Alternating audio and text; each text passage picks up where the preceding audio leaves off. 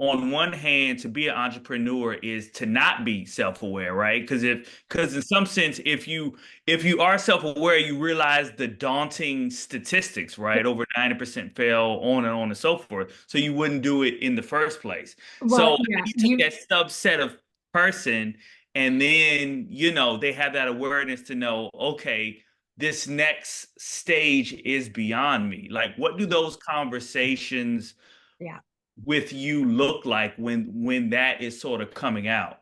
Yeah. So a great deal of you have stumbled on probably one of the most central themes of a great deal of my work, which is one of the things my brain is particularly good at, which is holding this friction between two opposite things, not only getting to be true at the same time, but like the real truth is there's some quote like real truth is when you recognize some famous philosopher, can't remember who, opposite things are true at the same time. Yeah.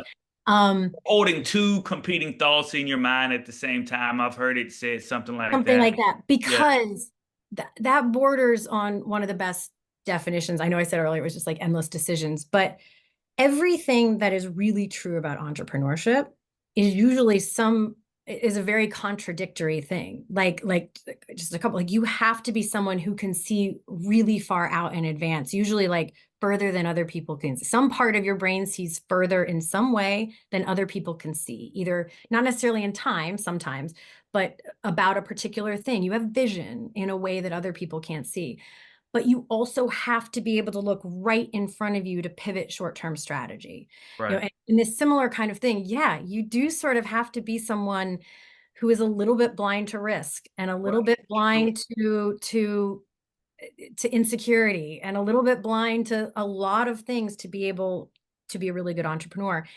And you also have to be self-aware enough to know when you are not your best and you need to recharge, or Right. self-aware enough to know when you don't have it in you to do that next thing. That one sometimes, this is why I so value outside, well, it's another thing I'll say, two opposite things at the same time.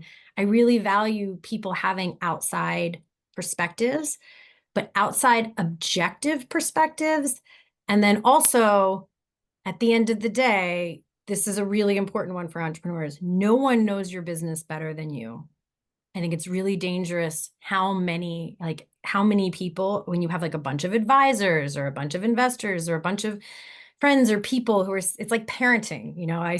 I sometimes say the only parenting advice I give is don't take anyone else's parenting advice. Like, read all the books, watch the TikToks, talk to doctors, talk to friends, whatever. But at the end of the day, you know your kid better than any other person on the planet, and you decide what's right for that kid, even if no one else agrees. You probably know best, and it's very similar for entrepreneurship.